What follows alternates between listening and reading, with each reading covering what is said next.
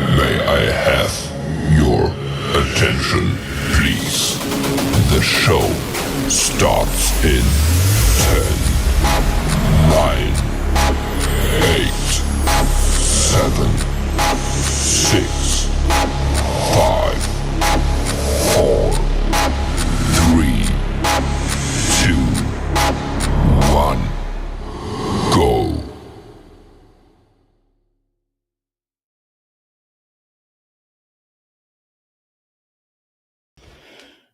Hey everybody, and welcome back to the Kryptonite Show. Yeah, boy, it's Superman in the house, and man, we got a fun show today. We have got a fun show indeed.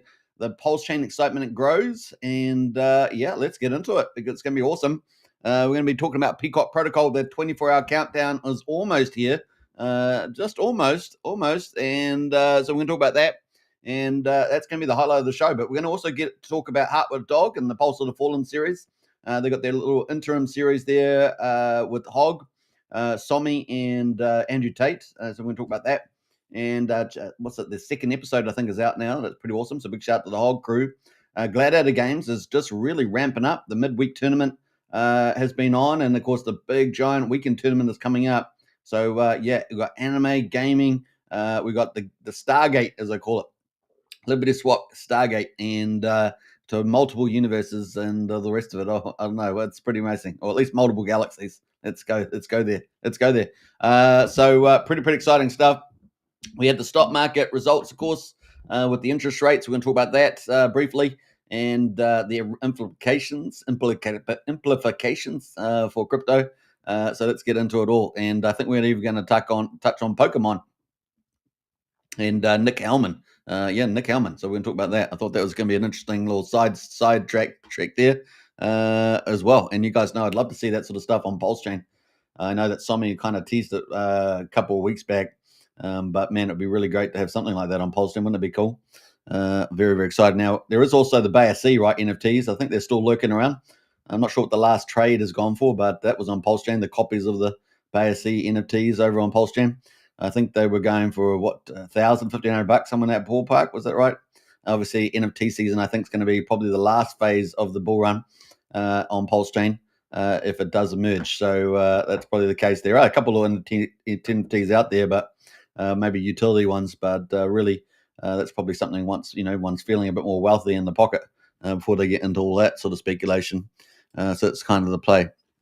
All right, don't forget to get in the chat there as well. Share the show around on X. That'd be really cool. So do that. That'd be great. Now, we know the X game is being played on 3 chains right now, and we're definitely going to keep up to date on the old X game story as well. All right, let's get into it, folks. Let's start off with the stock market. Let's do it. Let's go for gold. Bam. All right. So the stock market there, we had the markets were pretty flat when the interest rate news came out. They had been rallying into that point, rallying up to that point. Then they sort of were pretty flat on the news. And then, of course, they ended up retracing just after that, just a little bit, just a tad, except for the NASDAQ. The Dow and the S&P, at least the Dow, retraced a little bit, 15%, I guess, 0.15% and that was down 73 points to 47,632. There's the S&P 500 pretty flat at 60, just under 6,900, which is amazing, guys. Remember the India target was 7,000 from Tom Lee. NASDAQ was actually up over 0.5%, 130 points to 23,958, so just below 24,000. And I think if you look at the yearly chart there, which is record times, we're pretty much around the record levels anyway. So it really was a little bit of a non-event at the moment. Some people might read in that we might have a bit of a pullback in November for having a rally potentially in December. We'll see how that plays out. But we do have some potential good news to help us keep the rally going. And we're going to talk about that in a minute. So that's the NASDAQ there. You can see the record highs there. Amazing. The US dollar is at 98.96. Let's go to the commodities. And we can see that West Texas is at $60.20, down 0.25%. Brent oil only up slightly, and that's $64.30. Really good results, right? Trump's done an amazing job there. U.S. production is incredible. Some of the fields just producing so much oil and gas. in Australia. I'm sorry, in the United States and Canada. It's pretty amazing there. Gold at the moment, 3,958, so dropped back below the 4,000 mark, but it is up $16 today. Silver at $47.55. So that's kind of where we are right now on the old markets. Let's go to the interest rates, which has kind of been the talk of the town. We did get some disappointment in the forward forecast for that. But we've got 5 weeks and 6 days to go until the 10th of December. That's the next meeting, guys. So it's almost 6 weeks away. It's quite a while. So put that in your calendar, 10th of December, 2 p.m. Eastern time.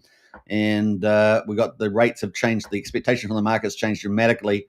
We're down to 64% now, expecting a rate cut of 25 basis points. So remember that was close to certainty. I can't remember exactly what it was, 98% or something like that. That's down to 64%. So 2/3 of the market still expecting a 25 basis point rate cut. But the rate cut we did get this time was 25 basis points, or quarter of a percentage point, and that took us down to 4.25, down to 4%. So let's see where we go from there. Obviously, they're going to look for any lower inflation news. As we know, we beat expectations last time, but inflation did go up slightly. I think it was 3%, although the federal funds rate now is at 4%, so it's still 1 percentage point above it. Now, the 3% is close to the 2-year bond rate, though, and that can often mirror as well. So there's a bit of competing narrative there. So that's kind of where we are on the old interest rates there. We did see a bit of a queue there, so it looks like we might, Powell made an extra statement saying, "Oh, it's not certain that there'll be a 25 rate cut," and really making it uncertain there. Also talking about still worried about tariffs and so forth, and they were basically being cautious because they were acting like they were driving in a fog. So that was kind of the analogy there. But we also think there's quite a bit of politics being played as well. But there was disagreement amongst the presidents there. One of them wanted 50 basis points, the other one wanted no change. Most of them ended up with the 25 basis point cuts, and that's what we got. So that was kind of good news there. Now, Powell, of course, will be out by May next year. So there will be a change of the guard. So that's probably where the markets are heading as well. And hopefully we'll get more relaxed. We'll keep that interest rate cycle going, which is what we're expecting into next year, remember? So that's kind of where we are with the interest rates. It's pretty important for risk-on assets, right? If things lower, conservative interest rates get lower, then it's more people seek higher yields and therefore go to stock market and crypto and commodities and things. The other side of it is that we did see some signals about QT, so quantitative tightening, and that may very well be over by December. So that's probably a positive part of the story, and therefore the shrinking of the Fed's balance sheet will stop, and potentially we could get into QE, which is kind of the opposite, the quantitative easing, where they increase their balance sheet, and therefore that has puts more money into the economy, and that can go in with lower interest rates to risk on, and therefore even spur on the big asset run, right? So we get a liquidity push as well. So it's kind of cool. Now, we have got 1 or 2 days more of earnings season, so we want to see some good results continue out of that. But, of course, we have had also NVIDIA hit $5 trillion, can you believe it, in market value. So, yeah, the most expensive company in the world. And they added about 15% of that on, I think, in the last week or so. So, a real spur there with NVIDIA. And, of course, the age of supercomputers and AI, right? But it does seem like we're in that virtuous cycle where it's creating more demand and it's just circling back again and again, creating huge demand. So it does look like we are truly in the fourth industrial revolution, and it is actually profitable. So that's what's going to keep it going, rather than being like the dot-com bubble back in 2000. For those that remember, I know all of you guys remember. All right, so coming out of the 90s, man, it was the best. It was the best. 80s and 90s. That was peak Western civilization. 80s and 90s, guys. Believe it. All right, so there we go. That's where we are right now on the old interest rates. Moving to January, we got 50% of the market expecting 25 cuts there as well. So it's December, January is battling there. Obviously, we want December to be a rate cut. We definitely want that. So fingers crossed we get that, and so forth. We have had obviously a softer labor market, had some big layoffs, but there's new jobs being created arguably with Trump's strategy. So. There we are. Now, I've talked to you about $20 trillion that Trump's raised, which is just incredible. I think Biden's over his whole 4 years was about $1 trillion, so it's 20x that. Well, apparently, after this Asian tour, he just settled a $350 billion deal with the South Koreans, and they wanting him to do a lot more there as well. including, of course, trying to get peace between North and South Korea. And of course, he's about to go meet President Xi. So while we got this interest rate news, we have got Trump going to President Xi, and the preamble into that has been pretty positive. So if we can get a good deal out of that, it might just wash away this interest rate issue about the December cut. So it might give enough oomph there to really keep things going. So we'll see. Chinese are notorious for not delivering on their promises. So it's I thought it was kind of the opposite in Asian culture, that you'd normally honor your stuff, but maybe that's more Japanese. I don't know. You guys decide. But we're talking about the leadership, of course, not the general population. And so let's see what happens here. Let's see what happens. All right, so that's the play there on the old crypto and economics. So a lot coming out. So let's look forward to, after South Korea, $350 billion trade deal.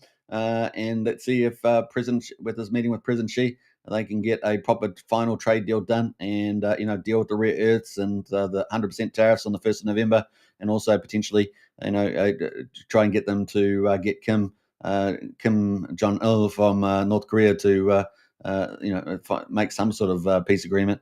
Although I do think he likes the conflict. I think they like the conflicts as a checks and balance game in the world, right? All right, so that's kind of where we are there.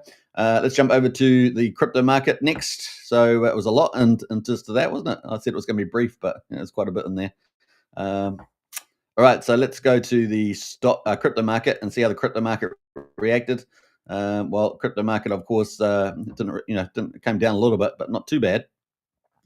So let's go to that. So we got the total crypto market, 3.85 trillion, down 1.1%. So we've had a couple of down days. We got the price of Bitcoin right now at $110,710, down 2.1%. Now, Michael Saylor was at I think a crypto conference. It was. I can't remember what it was actually. It was maybe not a crypto conference, but something else. He was having him in an interview, and he still sees 150K by the end of the year. So we know, in the bull market and crypto markets, that typically the top 10, 20 days of the year is when most of the money is made. So we've got a couple of months left, and we could easily get to that very, very quickly, and that's how parabolics work there. So let's see how that goes. We've got Ethereum right now, $3,918, even after all the strategic ETH reserve buying, down 1.7%. But as I pointed out yesterday on X, with the amount of ETH on exchanges has gone down from 22.2 billion from the 1st of July, down by 4.2 million Ethereum. Crazy, yeah? And it's now down at 15.8 million Ethereum on exchanges. So it's gone down dramatically. That will catch up in the market, right? So obviously we're looking for a lot more liquidity buying, and then the fundamentals are all just sitting there, right? Becomes more self-fulfilling. That's why Tom Lee wants to, get a sovereign put, because it's potentially going to have a network effect as well. Excuse me. And so, pretty exciting there. So just a quiet before the storm, really. A lot of people holding on to the idea of a $5,000 market. Once we break that once and for all, then it's just game on. We'll get that parabolic runaway from the majors, and then that will flow into altcoin season, of course, PulseChain as well, barring any magic that Richard Hart does, barring anything like that. All right, so that's kind of the play. And if you remember back in 2021, Richard Hart called the first market top there, and called the second top the Judas candle. Funny enough, Hex was running way after that, right? Months after that. So I think it was like May or something into September, October. So, we might see a delayed effect there. Although Richard's kind of indicated that maybe he's going to go a bit sooner than that. So we'll see which scenario plays out. I definitely think we're going to talk a little bit about that later on, but just take my insights for what it is, my speculations there based on what I've seen. So don't forget to share the show around on X as well. That'd be really helpful. Thank you very much. All right, so we're dropping lots of alpha today. All right, so that is the play there right now. We got the XRP at number 4 is down 1.3%, $2.58. BNB is number 5, up 0.6%. So BNB making a bit of a difference there at $1,110. Solana up 0.2% at number 6, $195. Number 9, I should say, is Dogecoin, up 0.1%, 19.4 cents. And number 10 is Tron, up 0.5% at 29.7 cents. So those are our top 10 right now. Best performer is BNB, up 0.5%. best performer over the last week has been a battle really between Ethereum up 5.2% and actually XRP up 10.6% there, and then followed not closely by 5.1% for BNB. So, it's still been an up week there for a couple of the majors there, and even Bitcoin up 3.3% for the week. So, still mad gains there over the last week. All right, so that leads us into the top 100. We've got Zcash there at number 35 is the best performer, 54%. Pump Fund number 69, 53%. So pretty good gains on those, right? That's pretty good. 78 is Trump Token, up 47%. Hyperliquid or Hype, number 16, is up 39%. And Pi Network making a bit of a comeback there, although way off its original highs there. And that's at number 63, up 37%. Now, Pi Network is pulling out quite an ecosystem, but it is a dog's breakfast, guys. It is a dog's breakfast. It's still going to make money probably, but it is a dog's breakfast. It is. That's all I'm going to say. We got number 10 there, Sapien, at the top there, or number 2 and Jelly My Jelly are the top ones in the top 1,000 right now. And then the trending is Concordium, ArcBlock, and Zcash, which is also the top performer in the top 100. So there we go.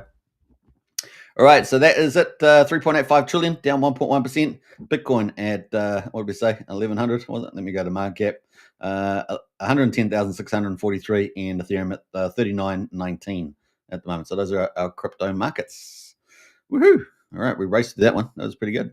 So a little bit of a pullback in the majors. Not much on that interest rate news, but certainly the momentum, quieted down there for the time being. And we are, I guess it's the 29th of October in the US. It's 30th of October here in New Zealand. We've got a couple of days left for the month, and we'll see whether it ends up, how much of a October month it was. So we'll check that out too. Maybe later on.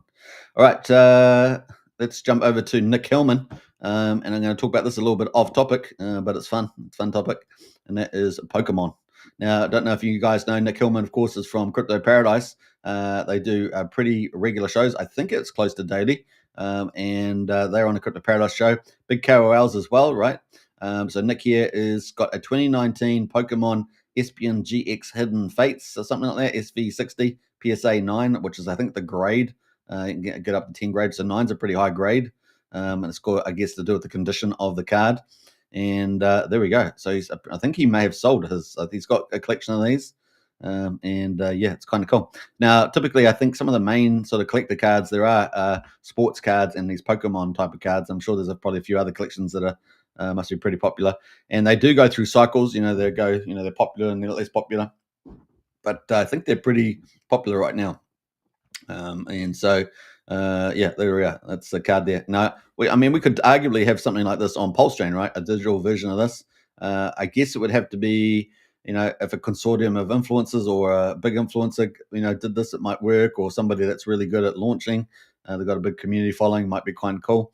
But this would be kind of a neat kind of thing to have something like this. And I know we can get away with all sorts of things in DeFi. So just, take note. Anyway, so that's pretty cool. Now, these cards go way back decades now, right? Decades. I can't remember the first card. Is it 1991 or something like that? And I think this is essentially out of Japan. I think they were. There's people buying and selling packs of cards way back from decades ago, and they're worth varying amounts. But they have big big giant markets in the US and probably Asia and other places where they trade, buy and sell these things. And there's lots of influencers that make a living on covering all of it. So it's a pretty interesting topic, and it's kind of cool that Nick Hellman is a bit of a collector there. I know he's got some other cards that are quite decent value as well. All right, so I thought I'd just cover that quickly. Pretty interesting, eh? Pretty interesting. And let's go to PulseChain. Day 901, man. We're on the road to 1,000 days, guys, on the old PulseChain. Day 901. We've got Pulse at the moment, quadruple 0.33.8, and that is down 3.7%. So a little down day there following the market down. We've got, but not a big day down for most of them. PulseX there, quadruple 0.228. Down 3.8%, and the buy and burn is sitting at 7.98%. I think it is. Is that 8%? Can't quite see it. 8%. And we've got the ink token there, $1.26, down 5%. Hex at the moment, 7600th of a penny. That's down 1%, and eHex there at 900th of a penny. That's down from 0.2 of a penny yesterday. So that's down slightly as well. So yeah, that little post BankX rally, I guess, has been sold off, and the market manipulation that was going on at that time. Well, that began it anyway. At least began it. And so yeah, we've just down a little bit there on that news. Now the one thing, of course, is Pulse is at 33.8. Is we defended the 2700 mark, so that's kind of cool. We will have a look at the PulseChain chart. We got PulseX there down 4% as well. So both those charts actually looking pretty good. Ink chart is still got catch up time, guys. Ink chart needs to just catch up, and Hex there as well, not looking too bad, holding only down 1%. Let's go down to gas prices. We got 363,000 beats. So like yesterday, super low gas prices the last 2 days. That's 0.4 of a penny for a PulseX swap right now. And then we're going to go to validators. We got 53,120, pretty similar to yesterday. Going to the bridge, and the bridge value is here at 98.1. So we're definitely down from 100 million yesterday. I think we're about 100.2 or something. So it might be down about 2.2 million there. EHEX, of course, dragging us down as well. Down that's gone from 0.2 down to 1900 of a penny. So that's dragging us down there. Now I do have a snapshot, and I don't know, should we look at it now? Let's have a look at the snapshot that I had from what day was this? The 8th. So the 8th to now. That's the old one. That's the old snapshot, guys. Let's go find what's the new one on the other one. Let's bring up that one. So the snapshot that I took back on the 25th, which is 5 days ago, 6 days maybe, 5 days. It was 101.9 million, and we're at 98.1. So what, we're down a few mil. Now looking at the ETH, we're at 6,300 ETH. We're at 62.81. So we're down about 27 ETH. EHEX is down dramatically. We're at 2.9 million, 22.9 million on the EHEX, and we're now at almost 20.1. So we're down, $2.8 million does that price pullback. So that's a dramatic. Pretty much explains most of the move down. What else there? DAI was at 19.9. We're actually up on the DAI, guys. 60, 140, $150,000 up on the DAI. So that's good news. That's good news, guys. That's good news. USDC was 15.4. We're now at 15.5. Good news there too. 100K. So we're up a couple 100,000 on the stables. That's our first kind of a trend reversal. We kind of have seen that in the bridge stats. And then we got USD Tether at 52. We're at 53. Oh man, that's cool. Now 140K on USD Tether. So we've got an increase in all the three stable coins over the last 5 days. That's a positive, guys. And if we can build on that foundation, that'd be really, really cool. So kind of neat there. Now let's go to PulseChain stats. PulseChain stats. I think that's stats. I got that there. PulseChain stats. Yeah, sorry, I forgot the PulseChain part of it. We can go to the bridge. I think we can go to the bridge data. We can go to the pump times. No, we got bridge stats, and I think we got the daily inflows. And yeah, we are down negative today, 217. But we've had a couple of positive days in a row, which has been kind of cool. Let's see. We've got the bridge stats. Let's see what we've got. The monthly inflows. See how we're going with that. Monthly inflows. Yeah, so we're down today. We were positive yesterday. We're down the day before, 2.1 mil. And then up $250,000 there. Now you can ignore this. I think this one here. Oh, that was March. Yeah. Yeah, so let's see if we can get a bit of reversal here on October's not finished yet, right? So we've got 2 days to go for that. But we did have a couple of good days in the office. All right, so that is pretty much it. Let's go to the markets. 14.8 million.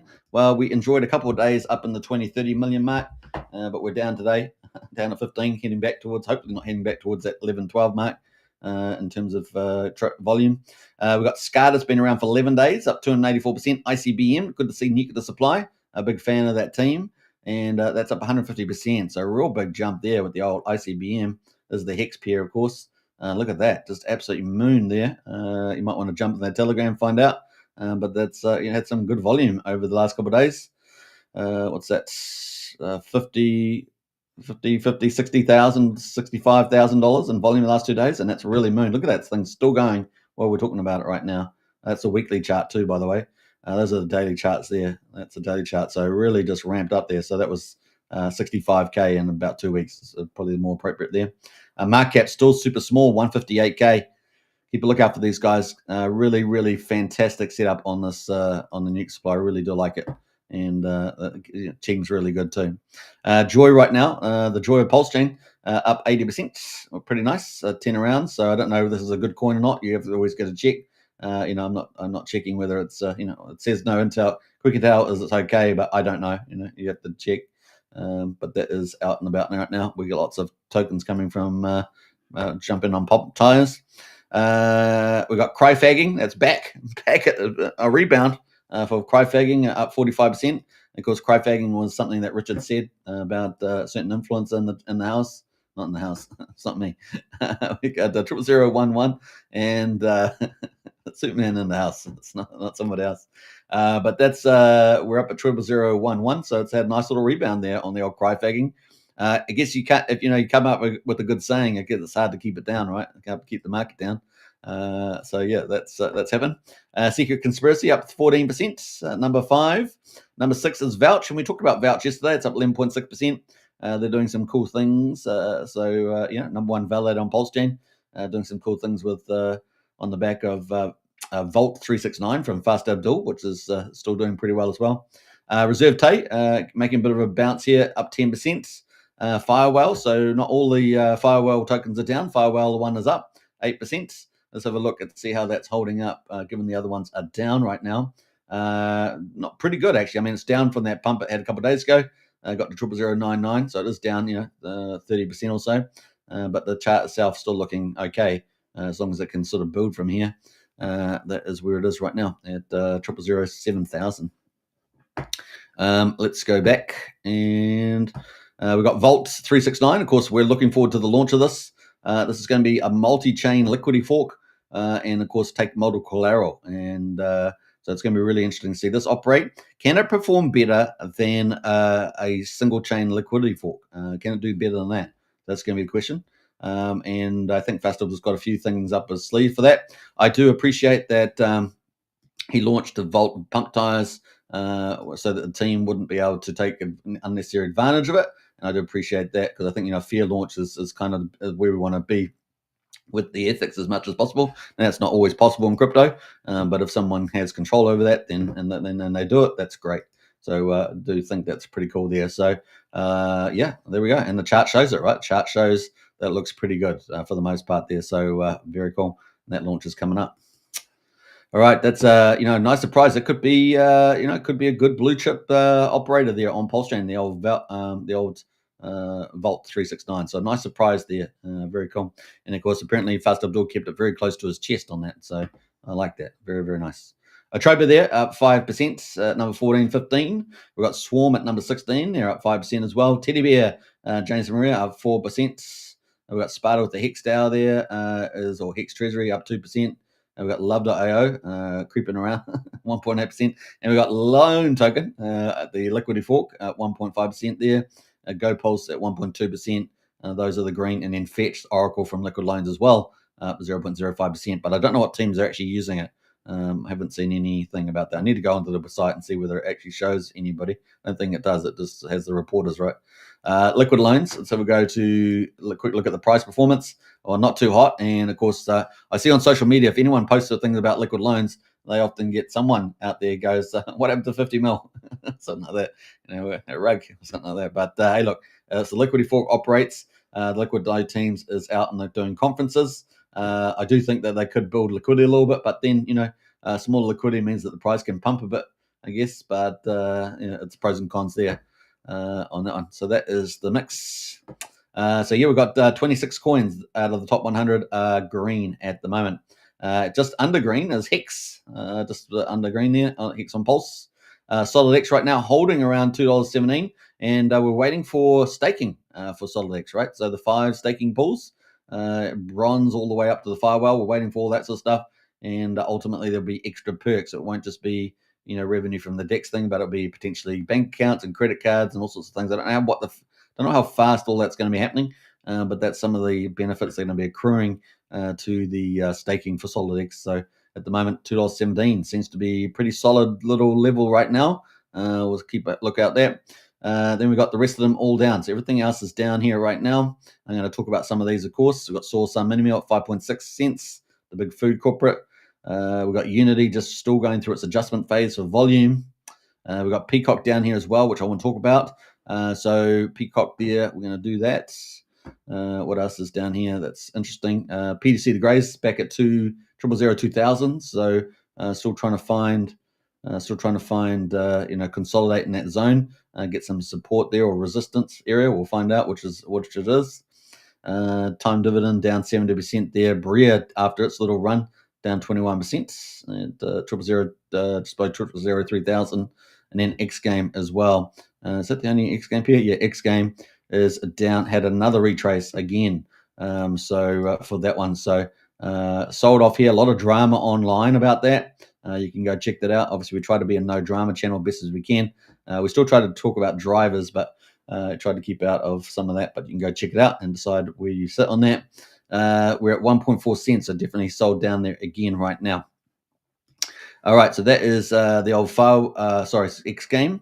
Now, it may be short-lived, may find a rebound point at some point, but may probably be lower. We'll see how it goes. Definitely people are playing the game quite nicely, and I see it. Crash games do last a long time, and of course, Betfair's one's been going for years and years and years. I see no reason why X Game won't keep that up with the setup. It's pretty good.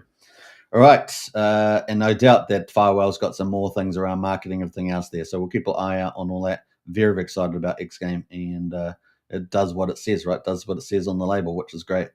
It really mobilizes the crash game too, that can be played anywhere. That's kind of really cool, like that. All right, let's jump away from there. We're going to get into, just going to go through some of these. We're going to get into a PCock and talk about Liberty Swap, because that's the big story, and that's the title of the video. PCock Protocol 24 hours, guys. Launch countdown. So let's go to the website. At the moment, you can see the PCock there doing very well on the charts. We recently got up to 2 cents. We're currently at 1.7 cents right now. The RSI was overheated at 2 cents, come down a bit here at 64. We haven't had a huge, aggressive run up like we saw with X Game. We have had just a nice little zigzag here. And like I said, the risk return profile for me is very different. This is a big giant utility, like a supercharged utility, not your ordinary utility for sure. And it's really an ecosystem as well. And as I always say, it's a bit like a gateway or Stargate to multiple galaxies. It's going to be pretty awesome like that. So wherever you want to talk about it, it is pretty exciting. And that's got massive businesses that are buying and burning, right? So it's just operating as a base load kind of machine. Whereas X Game might be like a marginal generator in power. This is kind of the base load generator. It's a bit like that. All right, so we've got a good cooling there, looking good. 4 hourly on the RSI. Let's look at that. It is 50, so looking really good. Good turn up from there. We could start to get a bit of a move on over the next 24 hours, sitting quite nicely there with the 4 hour there for a little run today. And on the weekly, we don't have a weekly print yet because it hasn't been around that long. So that is our guidance there. And I haven't got any moving averages on there, but that is the play. So how far is the countdown, guys? We're sitting on $14.2 million market cap for PCock. They're talking about billions of market cap, and we're only at 14.2 mil. So just to a billion, that's probably about a 70x or so. It is huge upside, and this is hyper bullish. We need just something just like this on PulseChain to be one of the preeminent utilities, but not just that, but actually potentially the big meme coin on PulseChain as well. There will be a battle of the memes. And this one is set up with a lot of advantages. Let's just say that maybe the game is rigged in that sense, in a nice way. All right, let's go to Liberty Swap. The countdown right now, woohoo! 1 day and 24 minutes. So it's basically 24 hours. I should have talked for 24 minutes and then showed the countdown, but we're at 1 day and 24 minutes to go until it all happens, guys. It all happens. Which is pretty awesome. Let's give that a little magical twinkle and give that a clap as well. Yeah. All right. It's not even launched and I'm giving it a clap. But hey, look, it's a pretty big deal. This is a mega deal for PulseChain. This is the best thing. This is like America having a rocket land on Mars. It really is cool. So you can see it is pretty fun. All right, so I'm going to turn that thing off because it's too distracting, but it's really good. So PCock, 1 day and 23 hours to go, guys. Get ready for the official launch, your gateway to trade, track, and swap PCock and thousands of tokens on PulseChain instantly and gaslessly. Woohoo! Let's go. Now let me pull up a post I made yesterday. We'll pull that up because we're going to go through that briefly. I'm not going to go through the whole thing because it's a little essay. but let's go through it and let's get to the post here. So overview of Liberty Swap's PCock protocol. The PCock protocol is an upcoming upgrade to the Liberty Swap platform, transforming it from a simple cross-chain swap tool into a comprehensive cross-chain decentralized exchange optimized for PulseChain assets. I already like it already. Who wrote this thing? Who wrote this? Launched on Liberty Swap, it emphasizes PCock, PulseChain PCock, as a core utility token, with mechanisms to drive buybacks, burns, and liquidity growth across Ethereum, BNB chain, and PulseChain. And of course, it's going to be many other chains, up to something, maybe like 30 chains or something. We'll see. The protocol is set to debut on October the 31st, which is the same time as I think Trump's going to be meeting with President Xi. President Xi, he's listening. One of his spies is listening. No, President Xi or President Xi. I got to say it quite right. President Xi, I think it is. And so yeah, that's the same day. So hopefully we'll have double good news right on that day, right? With initial focus on PCock trading pairs and burn contracts, evolving into a full ecosystem for meme coin launches via pump tires, and we can't take that away, right? There's going to be a new interface for pump tires with Liberty Swap as well, and advanced trading as well, advanced trading features, and there potentially going to be hundreds of new features. This thing is going to be the Rolls Royce, guys. This is huge. This is mega huge, and I'm very excited about it. Now, its gameplay centers on fee generation from swaps to fuel PCock and PLS strength, targeting long-term price appreciation and PulseChain adoption. So this is more of an investor class with potentially huge upside, right? And so this is very, very cool. A different class of risk and return. And so we're going to see it. Doesn't obviously mean that there's pullbacks in the chart, but I'm very excited about where this is heading.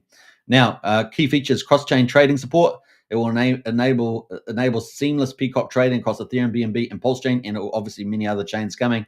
Primarily paired with Pulse and ETH, includes cross-chain Pulse. Now, remember, we're expecting those pairs to be on the bridge soon in terms of the swapping bridge. Includes cross-chain Pulse pairs, linking the three chains to boost trading demand. This is very important, this aspect, as it sets up and fee revenue, with the goal of accumulating 100 billion Pulse for liquidity pools and reserves. Woo-hoo-hoo-hoo, bring it on. Automated buyback and burn system. A dedicated PCock burn contract activates on every trade using fees to buy back and permanently burn PCock and potentially PulseX. Cross-pair arbitrage bots enhance this by exploiting price differences for massive buybacks, creating deflationary pressure and LP strengthening. So, this is a big scale up in the business. Imagine adding business after business, and these are all base load. They're basically all fundamental for using on the blockchain and multiple blockchains at that. So it really is huge, guys. Gasless and secure execution.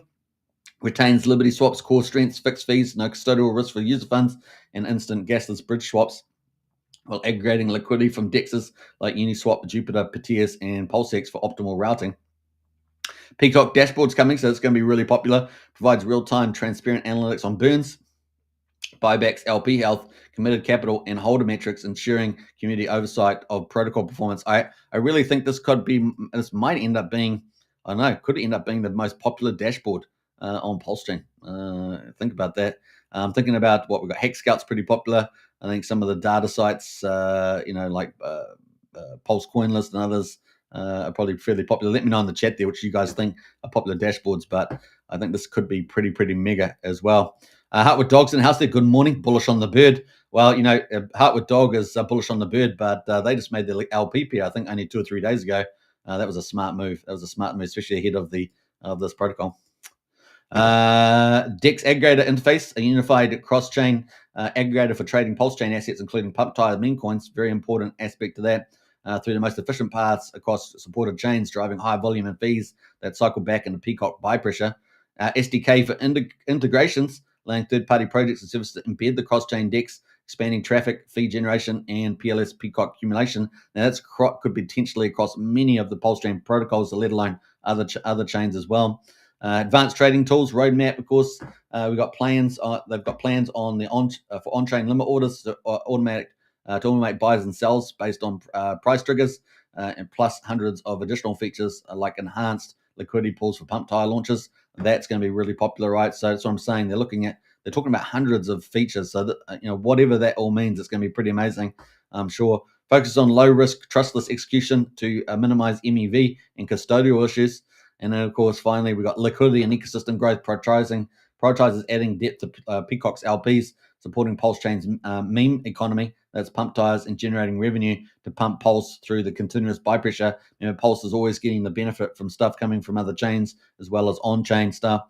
And of course, the early phases will emphasize PCock adoption to share protocol success with holders. And of course, remember, there's only 1 billion tokens of PCock, and I think 15.5% of those are already burned.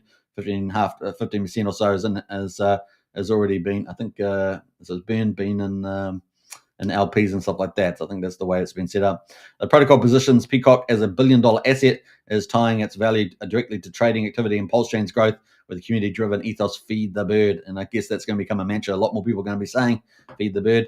For the latest updates, of course, you can follow Liberty Swap, which we're going to do. And the launch, of course, is on a 24-hour countdown virtually. In 17 minutes' time, it will be. Before the end of the show, it's definitely going to be there. So that's PCock. Now, I'm expecting more protocol stuff from these guys. I think these guys have got a lot of big stuff coming, guys. And Brennan, you noticed my haircut finally. I said I was going to get it done. Looking fresh with the new haircuts. Super, I appreciate that. Very good observation. Yeah, you're the first person. I was wondering whether people would notice. I said I was going to be doing it for weeks. I finally got it done. All right, so that is where we are with the old PCock. So let's go to that. So that's what we're looking forward to. We're going to come back to that. Hopefully, it will have its 24-hour countdown. But let's go to the Liberty Swap part. And let's check out. Actually, we're not going there. That's a little sneak preview. We're a bit of a head there. We don't want to go that straight away. So let me scroll up here to Liberty Swap. And I want to scroll back about 6 hours here in the content on their X account to talk about some of the updates that they've given us over the last 6 hours. So let's do that. Not that one. Let's scroll back down. Make sure that I'm in the right place here. 6 hours. Yeah, I think it might be that one, actually. I think that's where we're up to, yeah. So they had a post on here 6 hours ago, one more day before PCock protocol's live. No hype. Just waiting until you see how the burn impacts PCock supply and growing demand behind it. Woo-hoo-hoo-hoo! Yeah, boy. And, on the back of this chart, which is looking pretty good, that could be really, really fun, guys. I'm very excited about that. So increasing the percentage of the buy pressure. Like if you can see, at the moment, we had in the last 24 hours on this particular pair, we had 149K buy volume, 151K sell volume, so 2K negative.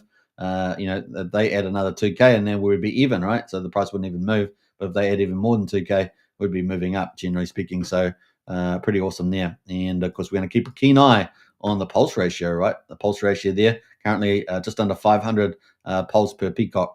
And of course, if they're getting rid of PCock, and they got buying up more, then that's going to go up, right? So that's what we're looking forward to there. Very cool. We like it. I don't know if they've got any comments on that. The thing with these guys, you always got to keep up to the comments. Do something. A dev, do something. Says you could. You're just kidding. We're super excited to see what the protocol is all about. PCock will melt faces. PCock will outperform. How about that? I like that. Truly, a good coin takes time to build strength, community, and liquidity. Rising too fast without solid foundation always leads to collapse. And of course, we did see that with X Game for whatever reasons, or whoever's the big dumpers were, and so forth. Hex's King says, will it be another X Game dump-like event? No time will tell. Liberty Swap says, good thing about PCock is that we protect its supply integrity with real commitment. We pair it with our hard-earned money and genuine belief to make it stronger. Imagine those who've invested hundreds of to thousands to support the price and build their holdings. They'll be rightly upset if someone got a free allocation and dumped it without contributing to PCock's growth. So, a little bit of drama there, but that's not the case here. We protect what we build. So this is a very different risk-return category, and that's what I would say about this from many aspects. So there we go. All right, so that is some of the comments there. Let's scroll up a little bit more here as well. In fact, no, I don't think we got that there. So this was 6 hours ago as well. What are they responding to here? They're responding to that post. They go, let's go how it works. So they say you can move PCock instantly between blockchains, Ethereum to PulseChain to BNB and back again. Coming soon, Solana and Base Chain. So hitting the heavyweight chains right straight out of the gate. Every transaction burns PCock. Liquidity is building on Ethereum and BNB. This is very important, right? So liquidity is building on Ethereum and BNB, capturing external demand beyond PulseChain. And this is the really big part. It's not the only secret sauce, but it's really the big part of the secret sauce. And that deserves, I think, a magical twin. Yeah, eventually buyers will bridge their PCock back to PulseChain. And this is the next secret sauce that's coming up with this launch. Buyers will bridge their PCock back to PulseChain, where the incentives lives, guys. Where the incentives live. So there's going to be PCock put on the other chains. They're going to have to buy that up and push the price up, and then buy and burns as well, and bring it over to PulseChain to get the incentives for it. And they're going to want the incentives, guys. That's going to be awesome. Every transfer, every trade, every bridge burns PCock hard. There we go, and that is true. So you can see this is multiple layered cake. It's a multiple layered cake, guys. And it's all going to be exciting. It's not just a one-off fee income thing. It's got all these layers to it on every side. So it's pretty cool. Excited about that. All right, so let's move back up here. Let's scroll up the top here. Quite a bit of Somni stuff in there today. What else? They put this out 4 hours ago. I thought this was pretty interesting. We've bridged 200 ETH to PulseChain. Not bad for a short testing period. So obviously getting ready for the launch of the protocol. Great work there. Thank you, my friend. We need to keep boosting ETH liquidity over time.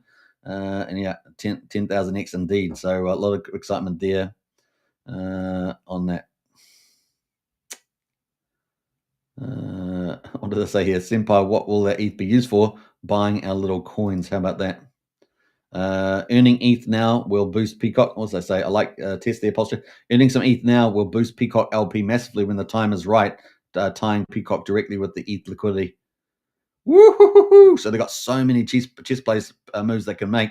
Honestly, the more I look at this, the more it seems like Richard Hart. Honestly, isn't that what you think? Like there's so much stuff that seems so similar to Richard Hart stuff. Anyway, and to be this clever, you'd have to be, you have to really be, I don't know, from Europe or one of these highly educated people like teams in Europe or America or Asia, somewhere like that. Anyway, that is what we got going on there right now. Thank you, brother. We'd like to keep expanding more options of users. So yeah, that's some of the cool stuff there going on. So we had some cool stuff there 3 hours ago. PCock's LPs are still developing and improving, even as many coins tied to Pulse liquidity are seeing declines. Very important there. At this pace, our goal is to make PCock LPs twice as strong as Most Token. And of course, Most Token had been the top meme, but I see its days are numbered, right? Days are numbered. After this protocol launch, it's goodbye Most Token, honestly. In terms of the top number one, right? Through consistent effort and time. In this fair competition, let's focus on strength. PCock Pulse step by step, contributing positive to the growth of all pump tire coins. And so, yeah, I think it's just days are numbered, guys. Days aren't numbered. In fact, 24 hours, 24-hour day. Kind of cool. They say, yo, pump tire, bro. Pump tires, bros. Did you bond your coin to PCock yet, or still thinking about it? So just take note out there. Now we've seen about a dozen, I think maybe up to a dozen projects have already paired with the PCock. Smart moves on their behalf.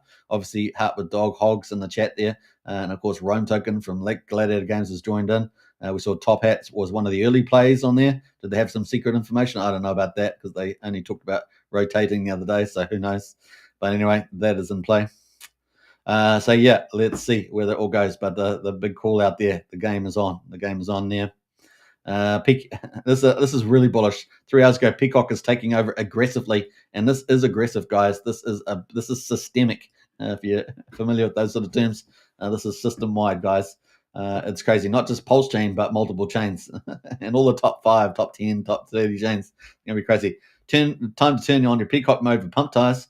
And we're looking for, I said, we checked yesterday, we've got 9 meme coins in the world that over $1 billion. And this is, there's a battle of the memes on PulseChain. Who could do that? Who can be $1 billion coin or $2 billion, $10 billion coin, whatever it's going to be? Well, PCock here has got these big businesses that they're rolling out at rapid pace that could get us there. So this could be pretty exciting, guys. Now, if you guys haven't joined Strategy Club, the link is in the video description and also pinned to the top of the, or at least posted at the top of X profile. You can join up today, $35 a month. So it's really great value, and you get lots more alpha in there. All right, let's scroll back down here. So 2 hours ago, imagine the impact when most LP fees go towards buyback and burns. That could build steadily, lasting momentum for any long-term pump tires coin. I really love this idea. Sideways movement is just preparation for the next pump. The pump brings more trade volume, more trading brings more fees. More fees keep fueling the buybacks and burns. More buyback and burn keep feeding the pump. I like that. So that's pretty cool. So good stuff happening with the team there. All right, let's keep going forward here. They said this 1 hour ago, so we're almost up to date. Right now, about 10% of the PCock supply is in circulation. That's not a lot, right, guys? And it might be a lot when you don't have any businesses behind it, buying and burning and expanding, but it's not a lot when you've got all that in play. So right now, about 10% of PCock supply is in circulation. The most of the liquidity is already burned. Around $3.2 million in liquidity is currently tied to PCock. You got to love this. You got to love this. So pretty exciting, guys. Very excited. I made my cousin 3 times removed. Okay. No, we got the move on there. PulseX V1, V2, 9mm, V3. Remember, we haven't got a lot of DEXs on PulseChain, really. You know, it's still small. Obviously, PulseX is the juggernaut. 9mm is pretty professional too. Total liquidity 307,000, 2.7 million on the old V2, and then 207,000 on 9mm. Total 3.2 million. There is the PulseChain PCock liquidity. So yeah, it's early days. I don't know if they've got any comments. They got any comments on that? So excited, my friend. Now it's time for us to build the right protocol so we can buy more and burn more PCock together. So yeah, lots of cool stuff happening there. I think that's almost it. I think we're almost up to date on the old updates. Yeah, I think we're there, just about there. Yeah, I think we're just about there. So that is the update, guys, and we are ticking away. We've got exactly PCock right now is at 500 pulse per PCock. The price is just below 1.7 cents. We've had a high of 2 cents. We're looking very good on the RSI calling. Good move on the 4 hourlies. We've got the countdown at the moment is just about 24 hours away. We've got 6 minutes to go for that 24-hour countdown. Pretty exciting. Heart with Dog says, mentioned everywhere except Australia and New Zealand. Mentioned him. What was that? Where was that? What's it referring to? Hog, let me know. Not sure. I might have missed a comment association there. All right, let's go to. We're going to come back to LibertySwap for the countdown, but that's pretty exciting. Now let's go to the next one. I want to talk about LibertySwap again, but this is a different topic. Now this is very interesting. You guys know LibertySwap's made lots of talk about a hard fork on PulseChain. And I know some people are saying, no hard fork coming. But there is, they're saying it's looks like it's coming. And so, they seem to be mirroring a lot of stuff that Richard Hart does. It just, Richard Hart there, Richard Hart goes, good luck. What's the song about? Mike Rundell here. He's legendary Halloween costume idea if anyone still needs one. And then he goes, good luck, says Richard. I'm behind 7 collars. But then LibertySwap put this out, which I thought was pretty interesting. He goes, Sir Dirty Crypto, he's a PulseChain influencer, does a lot of projections, conjecture, and things like that, sensational stuff. He goes, we've got some good materials today. Is Mr. Hart doing something with an AI agent on PulseChain, layer 2 or layer 7? I mean, why even ask the question, right? Why even ask the question? Is Mr. Hart doing something with an AI agent on PulseChain, layer 2 or layer 7? And so layer 2s, of course, we know Richard's not a fan of layer 2s. And so layer 7, well, that comes into a theoretical concept, as I understand it, called OSI, which is kind of where they build out, quality standards from. And it's a kind of a theoretical thing. So I guess that's what they're meaning. And that, let's see. Royston says 7 layers. You had me at 5, lol. And then the LibertySwap replies to them and goes, I'm already layered up. The message, they got this message, I'm already layered up. Did Richard write this message? Did they get sent to the LibertySwap? I mean, what's going on here? I'm not sure have I missed something there? I'm just not sure where that's come from. But they jumped straight to that. The message, I'm already layered up. And is Mr. Hart doing something there? We got some good materials today. I mean, this is what they're referring to. I'm looking at the LibertySwap picture there. Wearing a suit, got a cup, Not quite sure what the clues are there. Everything we see right now on PulseChain feels like step one. I mean, how would they know that? How would they know this, right? How would they know this? And maybe the real game is step two, a high throughput layer 2 or an ultra abstract layer 7. And I said to you, OSI is kind of a theoretical thing. And they're talking about ultra abstract layer 7. So that would fit very well with that concept that sits way above the chain, enabling AI bots, auto LP strategies, high frequency meme coin games, etc. PCock to $10. So that's what I'm saying, guys. I think these guys are going to be rolling out many more things on the chain that are really, really major chess piece moves. So yeah, keep a look out there. They got TikTok, they got Bitfinex, they got Robinhood, they got Bloomberg, Dave Portnoy, CNBC, Wall Street, PCock to $10 there. I thought that was such an interesting post there. So let me know what you guys think. Maybe some of you guys have seen any conversation around this sort of thing, but it seemed pretty bizarre there to me. Although we had been talking about hard forks. Now they had also had another conversation on hard forks as well, where they had been talking about the fact that we may see some upgrades come from that, not just business as usual, not just a cleaning up of taking the good code from ETH forks and then just having the good stuff. As you guys know, with the hard fork, we're going to have two separate forks. The old fork will go one way, and the new fork with all the advancements will go the other way. And this could open up a lot more speed and other things to potentially to the chain. That instead of what we got 9-second block times, is it 10-second block times? Can't remember now. 10-second, I think it was. But we could see something even super there with all these exotic features on it that we're going to be able to do lots of cool protocols on it. So is that what they're teasing about here? Wouldn't be surprised. That would be one of the chess moves we might expect from Richard. So yeah, that's interesting stuff, right? So we'll keep a lookout for that topic. Just want to put that out there, and we'll leave it out there in the ether until we see a bit more concrete stuff. Very interesting, says Brennan. Interesting indeed. Lots of moving chess pieces. It does seem that way at the moment. So we'll keep a lookout for that. I just thought some of these comments. That's why it's one thing reading their messages, but it's always read their comments, guys, because they always seem to have all these little alpha drops all over the place, and it's pretty regular. So yeah, we'll see where all that heads from now. All right, so that is something I want to bring up there. I will bring up the original one that I've got. I just can't remember where it was. I'll go hunt that down.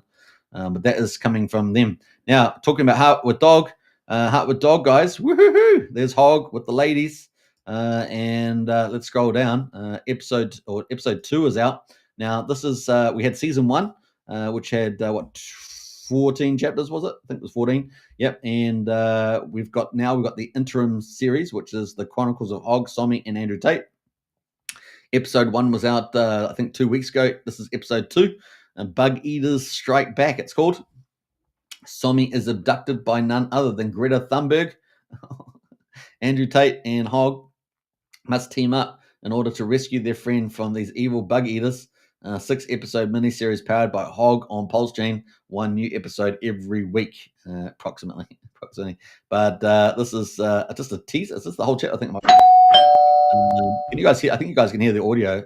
I guess it doesn't matter if I play it here, but definitely check this out. I'm going to share it around. But let's watch the little episode, shall we? Hopefully, there's no copyright stuff. But we go. It's all pretty original, most of the stuff, anyway. Now you need to come with me. No thanks, you weird little child. How dare you? Grab him, boys. What the hell was that?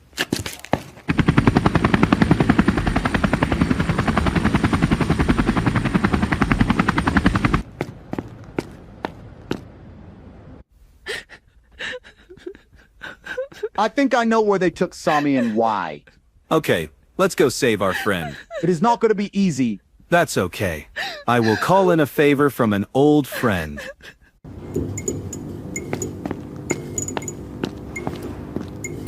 Now, Sami, if you would just tell us where your Pokemon Andrew Tate is, you would be happy. I would never betray a friend. A friend? How interesting. Are you sure you checked all his Pokeballs? Yes, Papa.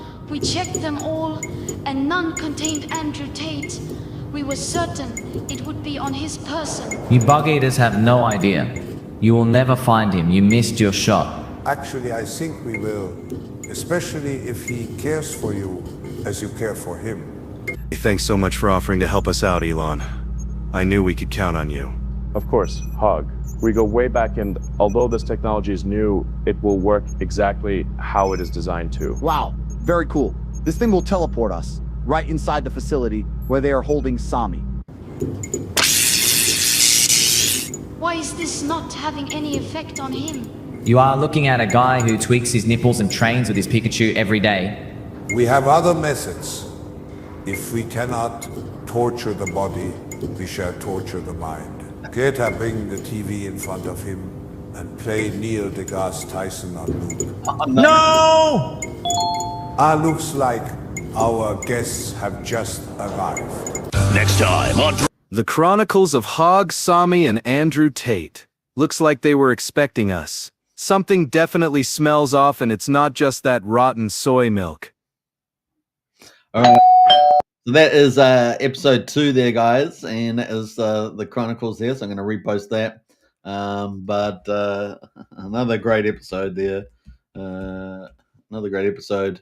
I always misspell on live stream. I don't know why it is. Another episode of The Hog, and that's awesome, guys. So you got to definitely check it out. That is pretty cool. And you can watch episode 1 there too. I think episode 1 is it's down below. Episode 1, you can't fight Tate right here, which is the first episode. So we're so lucky, aren't we, to have this on PulseChain? It really is cool that PulseChain's got its own anime series. So big shout out to the Heart with the Dog team, and you can obviously pick up the Hog on the deck screener as well. Very, very cool. The Chronicles of Hog, Bug Eaters Strike Back, and I don't know, some of the accents are pretty good. So they got some pretty good vocals there. All right, so that was pretty cool. The other big thing out at the moment, of course, is Gladiator Games. The tournament, midweek tournament, has been on, but we've got the big tournament coming up this weekend, and a season 3 has started. Right, so season 3, pretty awesome. Brennan says, "Love the zapping of Sami's nipples." Yeah, that's got to be the highlight of the episode. Just about, it was pretty funny. And then Neil deGrasse Tyson having to watch reruns of that in loop. We got the biggest tournament in Gladiator Games history is here. Season 3 has begun, and with it becomes Generation 3 Gladiators. So this is a pretty much thing.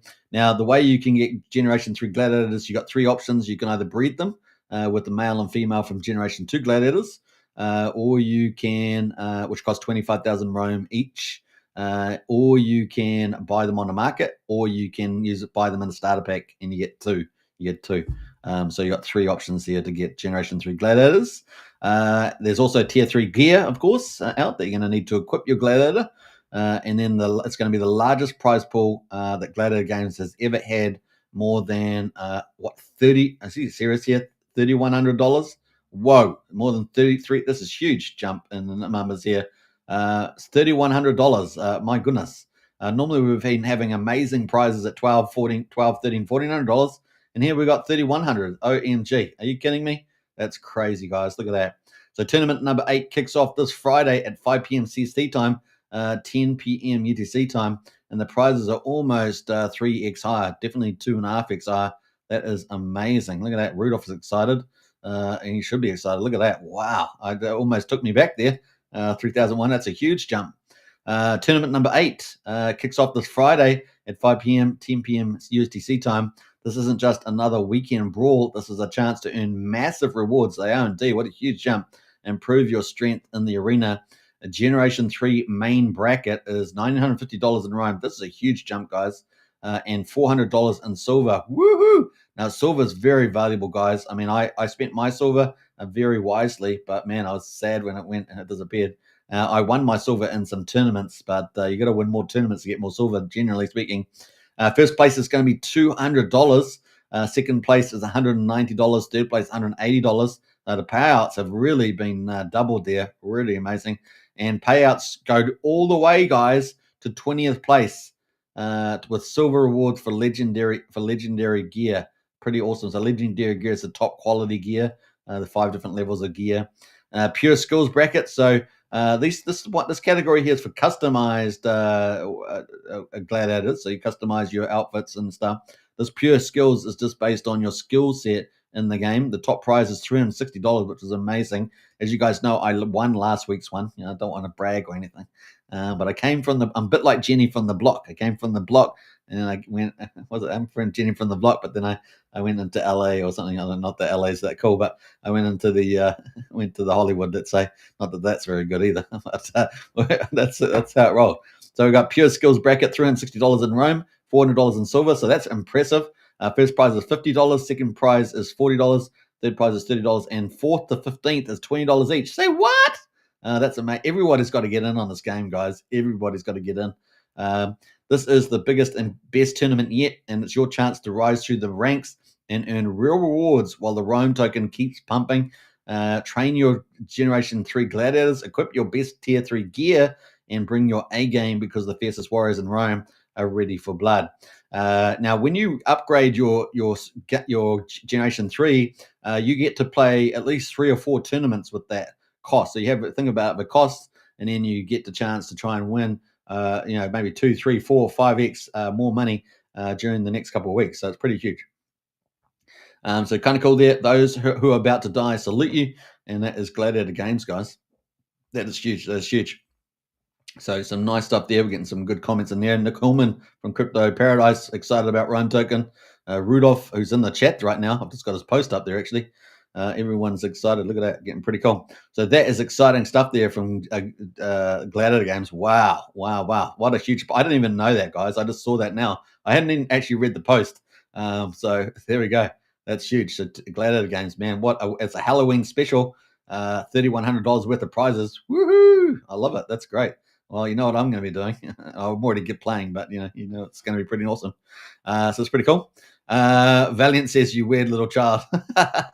What else? We got some good stuff happening right now. That is pretty crazy. Gladiator Games, guys. Wow. That is huge. So yeah, let's bring on there. I'm going to bring up the list. If you guys want to join, I'm going to post you the link to join up the Gladiator Games because it is looking hot. Those prizes, man, far out. Bam, let's go. And let me jump over to... so if you guys join Gladiator Games, what I do strongly recommend is getting into Telegram and asking questions and all that sort of stuff. There are, how-to videos and stuff out there as well. Join Gladiator Games. Today. And I might go through that now, actually, while we're here. How are we doing for time? An hour and 7 minutes. I think I might have enough time to go through the basics there. So that's Gladiator Games, and I will also post it in the live show. So if you're watching on X, I will post it underneath the comments, and you can play there too. Join Gladiator Games. What's it? $3,100 in prizes. Pretty amazing, really. And that's the link there, so you guys can join up today. All right, tell your friends, and you get if you use your referral code, you get 5% of the spend. So pretty awesome. Honeybear says, "Go PCock, time to fly." Absolutely, time to fly. So that is pretty exciting, cool. And then you can see my cool haircut in there as well. That's pretty cool. That's funny. Yeah, that's funny. All right, so let's have a look. That is Gladiator Games. We'll kind of come back to that in a minute. Liberty Swap on the move, and look at us. The countdown is less than 24 hours, guys. Woohoo! Let's go. We're getting there. Yeah, that's awesome. And you just never know, man. Richard's lurking out there somewhere, guys. He's moving ETH around Tornado Cash in the privacy. You never know. He talked about this at the beginning of the year, and it might just happen. Who knows? And we might just get, he might even knock on the door. We just don't know. And what's going on? Richard, are you sure? Is that Richard? I don't know, guys. Do you reckon it's Richard? I'll open the door. No, you could get a god candle at any moment. You could get a green candle at any moment. It's easier to get them. Less economic because there's less of it for sale. Well, you just never know. And maybe after the Liberty Swap, who knows? Maybe it's after the Liberty Swap launch with the Liberty Protocol that we get a little God mode candle. Valley says 24 hours, the bird watching. Yeah, feed the bird is going to be it's going to be go next level. So they talked about 100%, which I've already gone through. Then they were talking about 300%, and probably this is a big part of that 300%. It's going to be pretty awesome. Yeah, pretty exciting. All right, so that's pretty cool. What's happening with the bird there? Oh, we just got a little bit of a sell-off on the bird, actually. Well, you're going to have to, sell some weekends out, aren't you? So we can move on up. So, yeah, got a little bit of selling going on there right now. But anyway, PCock there, 24 hours to go, guys. And a little bit of a dip in the house right now. So pick up a bit more cheap bird. That's all we can say. All right, so let me change things around here. I'm going to go back to the main conference call room. We've got still 5 minutes, and I'm going to give you a bit of a rundown about the old Gladiator games, and maybe you might check out the X game quickly to see how that's going right now. Let's see. Let's find links. All right, bam. Looking good. Did that hold? Yeah, I think that's gone. Let me have a look. We've got that on the right page. I think that is right. Yeah, that's looking good. All right, let me go to that page quickly, and we're going to get rid of that. And we're going to get rid of that page, and we're going to go over there and put that over there. Movie magic, as it were. Movie magic. Going to bring up that too.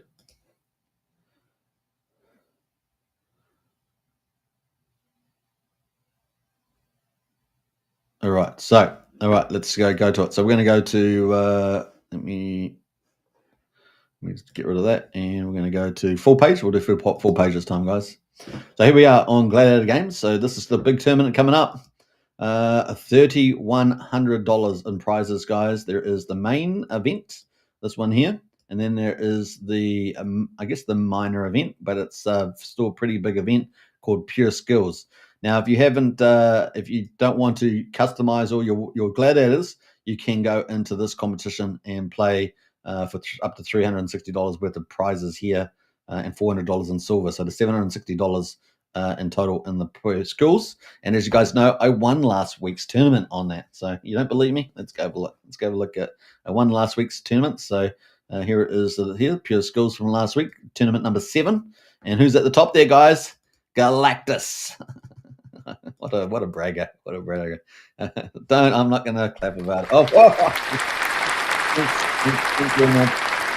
thank you very much. No, so I'm an average player, right? So I'll admit it. I'm just an average player, but I won the tournament because I really learnt the tricks, and then I ended up doing really well. And so there we go. I rose through the ranks. The first week I played, so. But after 6 weeks, I did pretty well, and I ended up winning a tournament. So I was pretty happy about that. Now, the main tournament, I didn't do as well, but I did come 5th, which is not bad. So that wasn't a bad price there. So I won the Pure Skills and came 5th in the main. That's what I did last week. But this week, coming up, tournament number 8, and it's called Audacious Fortuna Univit, I guess. Univit, or something like that. I guess that's Latin there. What's it? Auctoritas non veritas factum legem, something to do about facts and legal or something there. So yeah, that is starting up in 1 day and 21 hours and 45 minutes away. So 1 day, 21 hours and 45 minutes away is when that tournament starts on the 1st of November. Pretty cool. And the prizes are pretty audacious. So we got the main prize is $1,950 in Rome tokens and $400 in silver. And then the Pure Skills one, which is kind of the minor tournament. This one we don't need to customize a lot. So these people here, they customize a lot. They get their uniforms and they upgrade the weapons. They upgrade their qualities of their gladiators, and so they're pretty looking for all optimizations. Now you can battle very well here. I typically end up battling between like number 9 and number 5, and I'm kind of like the average player. So you could probably reasonably expect yourself to be in there somewhere. But with these prizes, or 2x, there's probably going to be a lot more people out. So join in and get involved because the chance of winning a prize is pretty good. And top 20 place will get 100 silver each for legendary gear as well. So pretty cool there. The other one is Pure Skills. We pay out $306 in Rome and $400 in silver. And this has got $50 at the top there as well. Top 20 place, 100 silver for each legendary gear. Now, what do you use the silver for if you win silver? Well, you can go to the store, and you can go to the forge and you can customize an item, which is really, really, really valuable in the game. I cannot say it enough. Now, you can pay with gold, which is 1 pulse equals 1 gold. But you can, if you win silver in the tournaments, you can actually do a custom weapon or armor or shields. And you can obviously pick out the item that you want. and then also the level. Now we're on generation 3, so tier 3 is what you want to choose there. And if you've got silver, you can get up to 9 points strength points, which is a big deal. That's going to make you much stronger in the tournaments, right?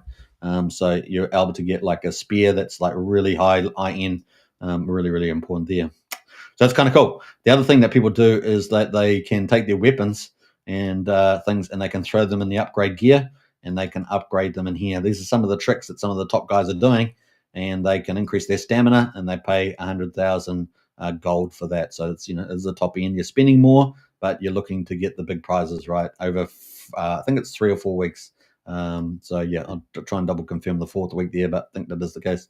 So that's what the silver is for, guys. Are very valuable indeed. Now, the one way you can, obviously what you do, if you're going to play, you get a wallet, a DGen wallet, put some pulse in it, and then you buy some gold, right? You buy some gold. All you have to do is say buy gold. You can buy 1 million lots of gold, 100,000 lots of gold, etc. And if you want to withdraw, you just claim your earnings, right? So you have to have a minimum 100,000 to claim. Just take note of that. You got a referral code, so you share that around. You earn 5% of whatever people spend in there. So it's kind of a nice little earner there without being too high. And at the bottom there, you also got your inventory pack as well, and you can change your name. So that is your backpack or wallet. Once you've done that, you've got 3 ways of buying a gladiator. If you've got generation 2 gladiators, you can come to gladiators and go and breed some. You'll need a male and female, and you will need to have generation 2s. So you can see I've got a male and a female here. I click on both of those. It fills those 2 slots. I click breed, and I can choose my gladiator type. I can take a picture, choose one of those, give them a name, and then I can put it on there. And that will cost me 25,000 Rome tokens right now. So you'll have to have some Rome tokens to do that in your wallet, and you'll be able to breed a generation 3 gladiator as well. Now, that have different qualities depending on the inputs of the 2 gladiators you put in there. So I've got 2 decent ones in here, an epic and a rare, and they're quite reasonably powerful. So that would probably give me a pretty good child. Generation 3 gladiator. Now, the quick way of doing it, if you're not familiar with that part, which is more for people that have been around a little bit, is you can go to the starter pack, and this is what exactly for new people, right? So starter pack, you can either choose a Primus or a Rudis, depends on the amount you're going to spend. You can either use probably gold if you're new, and 2,500 gold to get a Primus. You get 2 gladiators, by the way, not just one, for that amount. And then the Rudis is 10,000 gold, so 10,000 pulse. They'll get you 2 gladiators. You can choose the advanced one if you really want to compete pretty well, and tier 3. So that's all you have to do: gold, Rudius, tier 3, and then you get to choose 2 different type of gladiators. Mamilio has got a sword and a shield. The Macheri there's got 2 swords. The Rotarius there's got a trident and a net, and that's a pretty popular one for some of the top players. They like that one. The net tends to stung people all the time. It's my worst enemy because I typically play with a Hoplomachus, which is a spear and a shield. Is the one my favorite. It's my favorite one, right? But you can have 2 types if you're using starter pack. Put names down for each of them and click buy, and you will be able to get those 2. Now, once you've got your gladiators, you can go to your gladiator, go to gladiators here, make sure you've got generation 3 filtered. You can then jump in on one of your generation 3 gladiators, and all your inventory will show down the bottom here. All you have to do is double click it, and it will show up in the food there. Double click it to get it out of there. So you've got all these 12 spots. You got a helmet, a necklace, shoulder pads, chest plates, etc. You have to fill all that in. So you have to get all that gear. If you do the starter pack, you already have all that gear. All you have to do is double click and put it into place. Once you've done that, you can go and fight in the tournament. Now, so what do you have to do done? So far you've got a wallet. You've bought some gold.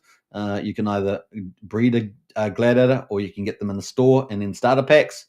Or thirdly, and finally, you can buy them on the market, right? So you can go to the market, go to gladiators, click buy, and you can buy a gladiator on there. And some of them might be cheaper. You might get a cheaper deal, right? So you can go in there and you can buy gladiator. You can see there's some cheap gladiators. Now, the colors are important, right? So the colors mean that it's either rare or legendary. So that, generally a better gladiator, or common or uncommon, which is kind of blue and green, right? So if you're getting orange or red, that's kind of the high end. Blue and green is the low end, and yellow is in the middle, right? That's kind of the play. It's kind of cool. So these are my own gladiators right now, I think there. So yeah, you can go buy them in the market. I think gladiators there. All right. Did I put some of my stuff on sale? I don't know. I must have put some of my gladiators on sale. I don't even know if I did that. But anyway, so that is some of the cool stuff you can do, and you can buy lots of resources and stuff like that on the market as well. So that is it. Once you've got a gladiator, you can use those 3. You can go to the tournament. You got to make sure you got food one thing I was going to say, you need to make sure that you got food, that you've got this food and bandages. You really can't fight without that. You're going to you get 3 times to use your food and bandages in the battle, and you're going to need them, right? You're going to need them. Make sure you got your food every time. Make sure you got that. And so once you've got a wallet, put pulse in, bought the gold, got a gladiator, got the equipment in the gladiator, upgraded your qualities, you can jump into the tournament and go and register. The Pure Schools tournament is 200,000 gold or pulse, and the main tournament is 1 million gold, which is 1 million pulse. So that's about $33 for that one. What's it, about $8 or $6 or something for this one here, for the Pure Skills. So pretty cool. That is it. That's how easy it is. And once again, you can get into the Telegram and get all the secret sources. But that's an introduction from me. Valiant says Galactus is a great gladiator name to strike fear into the hearts of your enemies. It is. I think Valiant there is trying to grease me up, but it's true. It's true. Anyway, so yeah, you can go to the past tournaments and you can see all the winners. You can find out, but we are on season 3 now, and so yeah, but I did win. I did win the last Pure Skills. I was pretty happy about that, to be honest, guys. I was pretty happy about that. It's so sad. I shame myself. All right, so there we go. Yeah, huge prizes, guys. Wow, $3,100 of prizes this tournament. Halloween tournament 2, season 3. Get into it, folks. Everyone's talking about this game, and it's a lot of fun. The dev keeps building up, and big vision for this game. It's only going to get bigger and better as well as we go. So kind of cool. All right. Actually, we had the past tournament. I don't know where I got on that. Let me have a quick look. I may have got slaughtered on that, actually. Did I actually end up any good? I don't even know. Yeah, I don't think I didn't get a prize that time. I didn't get enough games in. I was winning my last couple of games, but then I got busy, unfortunately. Got some stuff on right now. So just the way it goes there. But I think I might have got some legendary gear, so maybe I did. All right. I think that's it. What are you guys laughing about in the chat there? Brennan says there's enough grease and is super here. Don't encourage him, Valiant. That's funny, dude. All right. So looking pretty good. Gladiator games, guys. Got to play it. $3,100 in prizes this weekend. Season 3. Halloween is on as well. And what a great time to get into the tournament there and slaughter some of your opponents. I'm just kidding. All right, so that is play. Now, once the game starts in 1 day and 21 minutes, it will go to current. It'll be on the current tab here. You'll be able to see it there, and people will be fighting, right? Kind of cool. All right, so that is kind of cool. So big shout out to Jason and the team over at Gladiator Games. Now, we've also got Crash. Now, I'm probably frozen now because, the GPU on Crash uses a lot of stuff.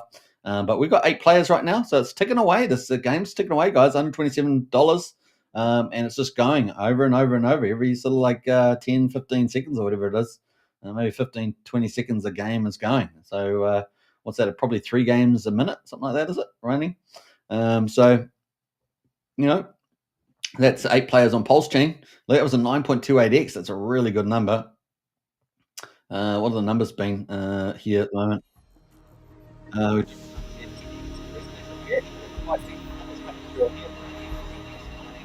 Now, you guys remember that when I was showcasing it yesterday, we were going through a low number. I did $20. I did $1 each. Now, I strongly recommend doing a budget if you're going to play. And normally my budget's always $20.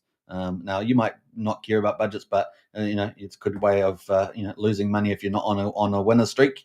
But at the moment, there's kind of a winner streak, but there are low numbers in the middle. Look, 1.49, 1.54, 1.01. So even though we're going through a high number phase on here right now, got a 9, a 10, and a 9. There are little ones and stuff to catch you out there if you're getting too much FOMO, right? So just take note of that. Now there's 7, 8 people on the PulseChain side at the moment. Let's go check the other chains. Let's go to base chain and see how many people are over there right now. There's 6 over there on base chain right now. Let's go to the BSC chain. Let's have a look over there. BSC, 5 people over there right now. Is it 5 people? Let's see how many we're starting there. Yeah, 5 people are over there right now on the old base chain. So there we go. So that's what about what do we say, 8, 11? So maybe around 20 people participating at the time. So it's pretty interesting.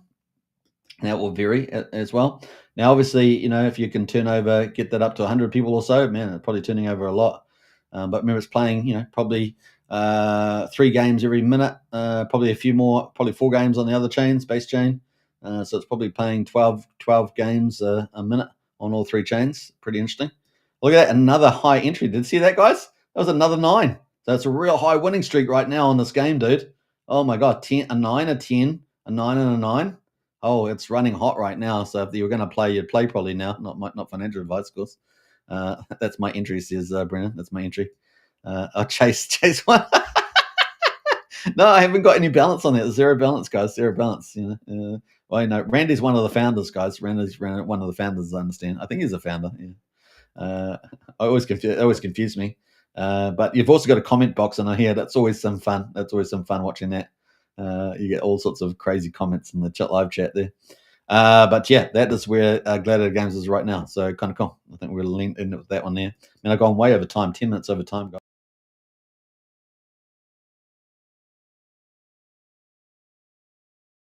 Where am I? There, I'm back again. All right. So I'm back. That was a huge show, guys. We did it, man. We got PCock Protocol less than 24 hours away. Woo-hoo-hoo-hoo-hoo. It's mega huge, guys. This is huge. The only other, we've obviously got some big juggernauts. We have X Game. We've got this one is massive. This PCock portal. We've got Coinwell earning November. That's a really big deal. And then we've obviously got a bit of a surprise was the Vault 369 and the launch of that's coming up. Multi-chain liquidity fork, and it's going to have some little spices in it as well. So PulseChain's doing some cool stuff right now, man. And we're looking forward to these blue chips growing on PulseChain to make PulseChain have an investor part of the blockchain, right? We want that investor part to really be solid and mature and less degenic, which is fine. We're always going to have meme coins and pump and dumps and all sorts of other stuff in there, but we definitely want to have more blue chips that people can say, hey, look, there's 20, 30 protocols that are investable and maybe half a dozen that are really top quality investor vehicles. And it definitely looks like we're setting that up there, barring no calamities or anything like that. So yeah, exciting times. We're really in at the right time of the market too. So we're really hoping for a good result with Trump and President Xi, that we get a final, kind of a final deal there in China. That the market will love that. Might help offset the interest rate, slight disappointment, not with the 0.25% cut, but with the December possible pause. We'll see how that goes, and hopefully we'll get some decent inflation data, employment growth, stuff like that. Maybe that will at least help a bit there. Now the U.S. economy is booming. The GDP numbers come out real nice, and Trump there looks like we're going to have $22 trillion, guys, in investments in the United States. Unbelievable numbers, just crazy. Remember, the U.S. economy is around 28 trillion in income. The U.S. debt's around 38 trillion. The deficit was about 1.2 trillion in the trade, and about 2 trillion in the federal deficit. So those are the main 4 numbers. And Trump's dealing with all of them, guys. It's amazing. And it's really going to be playing out into 2026. Because it takes about 9 months. It's taken about 9 months to fix up all the problems in the world. He's ended up like 8 wars with other presidents helping. So 8 wars have been closed down. And now he's also, prosperity is going to be huge. The golden age of America truly going to be magnificent. We've still got some bad actors out there, don't get me wrong, but he's really closed down a lot of issues. And it's exciting. So yeah, very, very cool. I don't know what it's going to mean to the, I can only, the only thing to me, barring any unusual event, like the only thing out there is the China-Taiwan thing. Hopefully that doesn't happen, because that's, just disastrous for everybody. But that's really the only black swan I can see at the moment. Barring Atlas AI get landing on the planet with a whole alien invasion army. Apart from that, it's a bit of fun there. But yeah, that is pretty awesome. We're looking good, guys. We're looking good. What else can we say? Yeah, everything's looking pretty good for the markets. The ETH acquisition vehicle's still buying. Richard Hart's on the move. Liberty Swap really does seem to be mirroring a lot of the vision of Richard Hart. A lot of very sophisticated chess moves going on there. I'm pretty excited. Hope you guys are as well. We're up to an hour and a half now. I've gone over 15 minutes, but hey, look, it's a good time. We've got quite a good audience watching at the moment as well. Don't forget to subscribe on YouTube. Of course, the Kryptonite Show, Superman Crypto, and PulseChain X. Those 3 channels. And of course, we're also on X. Don't forget to smash the follow button as well. Remember, we're rebuilding the channel. My old channel got pulled down for no good reason. So we're having to rebuild as well. Really appreciate you guys supporting and sharing the channel around. Really helps a lot. Big shout out to MVS Crypto, of course, the promotional lead for the Kryptonite Show. He's out there been working hard on the Monster Thread, and man, it's going really well. Monster Thread number 25, doing some really great views out there. The #1 newsletter of PulseChain, of course, the Kryptonite Show publication, doing really well. And guess what, guys? Next week is number 26. Number 26. Do you know what that means? 6 months of the Monster Thread, PulseChain's hottest weekly news publication. And of course, I know that MVS and myself are very excited about that. You know, the number 1 thing, and Richard's kind of said it, is like persistence is really key. Well, my thing has always been consistency, just being consistent. Less up and downs and just consistent out there every week. And the Monster Thread coming up next Monday will be 6 months of the Monster Thread. Isn't it amazing? Celebrating all the cool things around PulseChain. We tried to keep it very neutral. And so, it's got lots of people in there. And lots of cool projects and stuff like that. So it is pretty exciting in the old Monster Thread there. And what a great publication and marketing there for PulseChain. Great for if you're busy. A lot of people are busy in their week. They don't get to catch up on all the news on PulseChain. But now you can go back for 6 months, can you believe it, and see all the news that happened every single week for the last 25 weeks. And next week, of course, the 6-month one, Monster 26 will come out. And we're still kind of in just that pickup phase of PulseChain, right? The bull market run has started for PulseChain, which is pretty exciting. In fact, I did promise you guys I was going to do the pulse chart. So we have a quick look at that. I did promise it, even though I'm going way over time.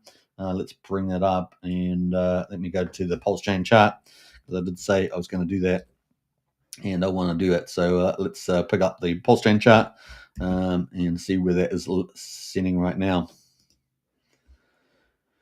All right, let's go full screen on that, and let me pull that up one moment.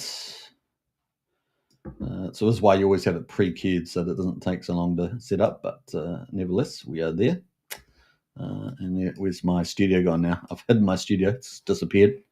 But we're going to bring this, will be our final topic. We really are doing an extra bonus 20 minutes on the show today. All right, let me split my studio here. Let me bring in the latest and greatest. Actually, we might go to the screen there, and we're going to add on the chart. I don't need any sound, so bam. All right, get rid of that, and we're going to go to, I guess, full screen. Let's do it, Let's go full screen. All right, so there is the PulseChain chart right now. It's looking pretty busy with our overlays, but let's have a look at that without the overlays, and you can see at the moment we have got the price of PulseChain on the weekly chart here, and we have had a nice green week we just had last week. We obviously had a good week this week. We got up to 37.50 on the price. That's 4 zeros, 37.50. And we're down at 4 zeros, 33.39. So we're still looking pretty good. We tested this range down here, right? This range of 2,700 3 weeks in a row. So it looks like we have managed to find support there, and we have moved back up. Now, even though we're down at the moment, we're actually heading in the right direction. Now, on our moving averages for the weekly, the 9-week has crossed down below, but I think it's going to flatten out and move back up and cross back over the purple line there, which is the 21-day, the 3-week average. Currently, the 50-week moving average is at 4,100. So 4 zeros, 4,100 on the US dollar price.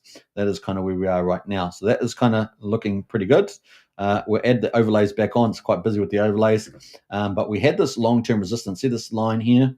We had this long-term resistance, and we did break out of that, and we've come back down, and we tested it again back in, and now we've gone out the top of it now. So now this one here is gone, right? So that one is gone now.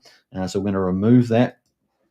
We're going to remove that now, and we're now in this bigger triangle here. And Brendan's our TA guru who's watching. He's probably going have a good time.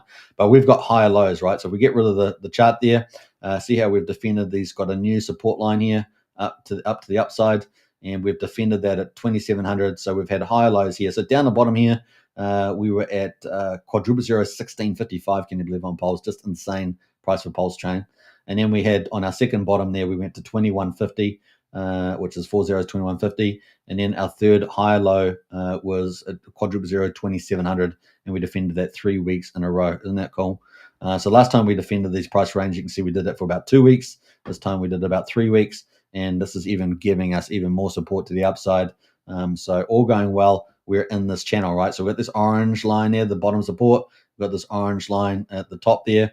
We've got this long-term, a new long-term yellow there, which is pretty cool. Now, this purple box is the SEC. This is when the SEC was clouding over us for 2 years. We broke free from that on the 7th of July, which is pretty awesome. And now we are free from that. So, we've got the only chain that has actually defeated the SEC, not done any deals or not, not been, pushed aside by the SEC because they figured, they really couldn't put a case together. This is actually, PulseChain really is the only chain that has actually defeated the SEC outright. No deal done, nothing like that. So it's pretty awesome. So we're to the upside there. Now, obviously, the green box there is the bullish environment that we think we're going into. And so obviously that's been dampened down a little bit by the interest rate flattening out. But we have got, this China trade deal coming out on the 31st. Should that be really settled well, this could lead us continue on for the crypto there and getting rotation potentially from gold and, of course, a bit of stock market into crypto. And, of course, all the ETH reserves, they're still accumulating, right? So that's kind of the play on there at the moment. Still feeling like we'll probably get a bullish December, if not November. If November's a little bit disappointing, then you still got December there to pick us up there with January on the play. So we're also looking for, just like the stock market got pushed up with liquidity ahead of the fundamentals, in other words, the returns of the companies, then we should see that too come into play on the old PulseChain. And we saw obviously the QT quantitative tightening kind of ending in December. So the market will front run all that, right, with the price that all in. Pretty awesome. Brennan says Russia testing 10,000 kilometer traveling rocket gets me on edge a bit as well. Well, Australia is too, Brennan. Did you see that? Australia's got a 5K aeroplane, I think it is. They're testing at the moment. So Australia's not another play there. Looking pretty exciting. All right, so that is where we are right now. What else am I going to say about that? 3,300 right now. I think we're still looking pretty good. Now, the upward channel of this would get us to about quadruple zero 7,100, and that would be pretty exciting. A real nice breakout area is around 4,600, 4,700. That's that blue line, right? That's our new resistance. So I think if we get past that, that'd be pretty exciting. That's on the old weekly. The daily right now, and we'll get rid of the overlays. But the daily at the moment, we've got a bullish cross on the daily. So it's really helping me to give a bit more idea that we're going to turn that average, that negative average cross on the weekly that we talked about, where the pink was going below the purple, and get that reverse. At the moment, we've got the pink there coming up, so a very bullish cross here. We've got the on the daily, we got the 50 at 3,400, and we got the 200 at 3,700. So that's where we some possible price targets there. But certainly getting back over the 50-day would be very bullish here as well. So we're looking good. I think we're looking pretty good on the old PulseChain there. All right, an hour and 37 minutes. Man, we've gone insane. All right. Oh, that's it. That's pretty much it. That's a nice piece of tech. Yeah. The Ghost Bat drone. No, that's American. I think you called about. Is it called Ghost Bat? I think that's the American one. The Anduril, not the Anduril one. It's another one. I saw that too. Yes, there's quite a few high tech pieces of aeroplane and drone kit that have come out recently. We're going to see a lot of this stuff, Brennan. A lot of this sort of space-age, Star Trek-y type of gear. I like the Anduril, weapon stuff where you can see through all the different physical materials. We really are in the age of Star Trek. It's just begun, really, just begun. The Ghost Bat is Australia made, Aussie made too. Okay, cool. All right, I think we're going to end it there, folks. Don't forget to smash the subscribe button. I'll see you guys in Gladiator Games, and X Game is out too. Enjoy, and tomorrow we should be streaming at around the same time that PCock protocol goes live, and this is a mega big deal for PulseChain, and particularly, of course, for Pulse and PCock. I think it's going to be a huge catalyst for the upsides. That's what I'm saying. We've got this chart where it is right now, but we've also got all these big AAA launches going one after another by the biggest players in town on PulseChain.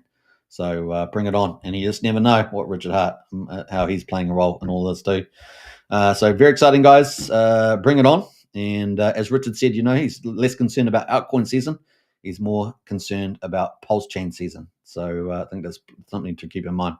All right, take care, everybody. Bye for now. Catch you tomorrow, 7 p.m. Eastern.